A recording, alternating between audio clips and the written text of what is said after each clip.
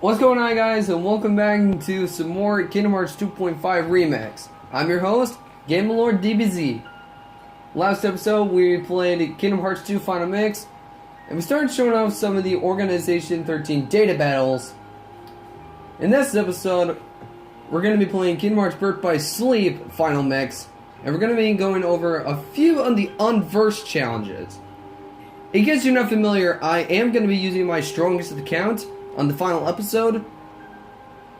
So for this, I ended up grinding the final episode a lot. Like when I started, I was only like level 46, something like that. And now I'm level 63. And I have every single ability in the game maxed out. And I have almost every single Keyblade. Well, actually, every single one. Not almost every single one. There is one Keyblade that you can't get in the final episode, and that is No Name. No Name is dropped by the mysterious figure at the Land of Departure in Aqua's episode. So the Unversed challenge we're actually going to be tackling first is the one over in Deep Space by the Machinery Bay Access. Why tackle this one first? Because it's a little challenging and it involves you being patient. If you spam attack too early, then you're gonna end up paying the price. So as normal, let me change up my commands. So the commands I recommend using for this type of Unversed challenge in general is actually quite interesting, believe it or not. So the abilities I want to use are Thunder Surge, Triple Fire Raga, and Seeker Mine. I'm taking 4 Thunder Surges, and I'm taking 3 Triple Fire Ragas. On top of that, I'm taking 1 Seeker Mine, just so I can actually beat this guy.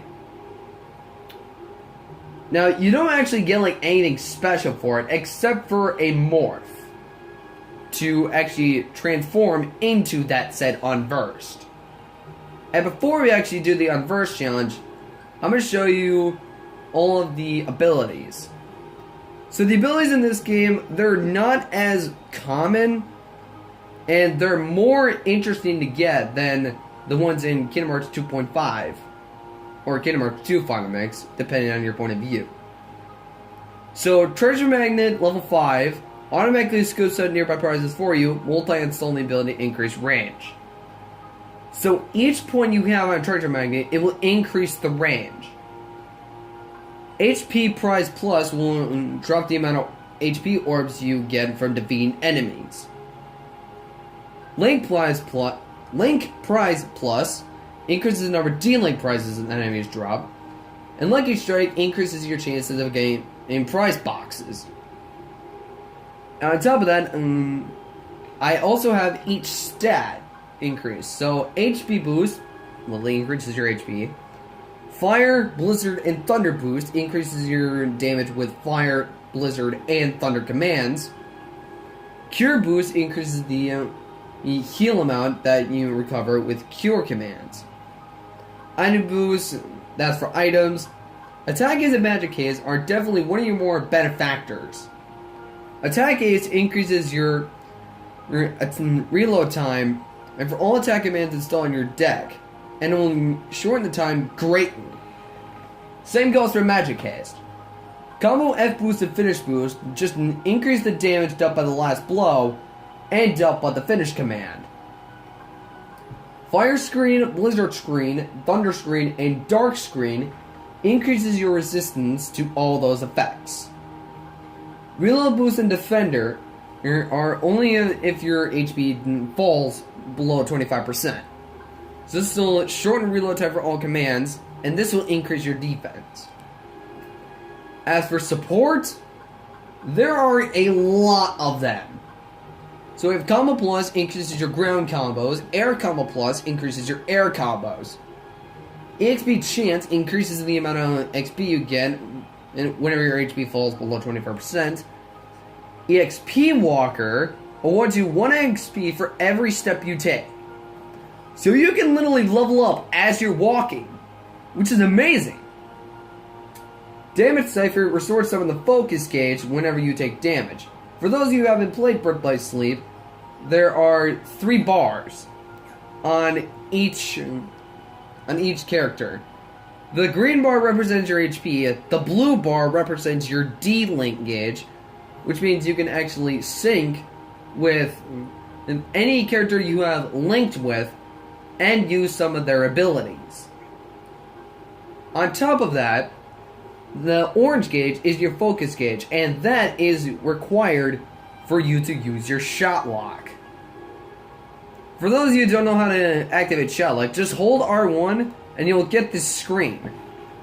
And that will in turn trigger your focus and enable you to use a shot lock. However, the longer you stay in the shot lock, the more focus you drain. So be sure not to wear it out. So now we're going to go over the last of the status abilities. Second Chance and Once More. It should always retain 1 HP after an attack that otherwise finish you off, and throughout a combat that wouldn't finish you off. Scan just displays HP of targeted enemy, and Leap Bracer prevents you from taking damage while using Cure commands. So what's good about that is if you're like damaged and someone will relentlessly attack you, you can use a Cure command and you will take no damage from their attacks at all, which is beyond amazing. On top of that, the Keyblade that I have equipped is Royal Radiance, the strongest of Keyblades. And the only way you get this is by doing the level 30 Mirage Arena challenge and defeating No Heart. Once you get that, it increases the speed at which your command gauge fills. So the command gauge, it's right next below my commands, is actually the gauge that would trigger a bunch of command styles. So if we go to stats, we can see that my basic stats are level 65, I have 42 strength and 41 magic, and 35 defense. And here are the command styles. Spellweaver activates when you use Deferring type of magic. Firestorm triggers while using Fire type commands. Diamond Dust triggers while using Ice type commands. And Thunderbolt triggers while using Thunder type attacks. Blade Charge is when you're already using command style and follow with Fire, Blizzard, or Strike attacks. Sky Climber follows up with Zero Gravity, Lunges, or Jumping attacks. Ghost Drive relates to Magnet, Thunder, or Apristles. And Rhythm Mixer activates with Thunder, Might attacks, or Strike attacks. As well as finished commands go, I have level 4 Surprise. So, the main finish you get is launch orbs of magic upwards and knock surrounding enemies into the air. Performing a leaping strike that will summon enemies to drop money is Gold Rush. Surprise, focus your power and unleash a jumping attack. Press the button shown and you will earn prizes. It says Surprise, so that links up. And Surprise 2. Focus your power and unleash a jumping attack. Press all 3 of the buttons shown to earn lots of prizes. So yeah, I definitely worked on Aqua quite a bit. For now, let's get this Unversed challenge out of the way. There's a powerful negative energy. Let's see what it is.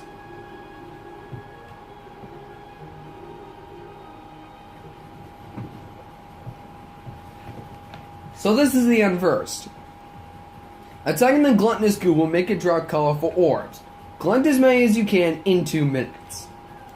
The only thing they don't tell you about this guy is he will relentlessly attack you while trying to protect his orbs.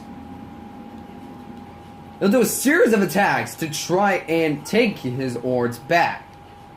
The best way to beat him is by using Triple Fire Raga. If you use Triple Fire Raga, he won't be able to do anything. Because Triple Fire Raga is a range attack. And it actually works pretty well. Yeah, so this guy has a series of attacks. What I recommend using the most is Triple Fire Raga to keep him off. Now, I'm not getting any orbs because he keeps collecting them, but I've got a score of 96 already. Alright, now he's got 1 orb left. I've got 99. Just need to snag it. Snag! Oh! I missed it. Alright, got it. Whoop! Ah! Stole it again. Alright, come on, go. Yeah, he's quick. I'll give you that much. He's very defensive about his orbs. There we go. Perfect 100. Now all I do is screw around with them. I'm gonna set up Secret Mines, which actually home in on him. Yeah, there are 3 types of mine attacks. There's your standard, there's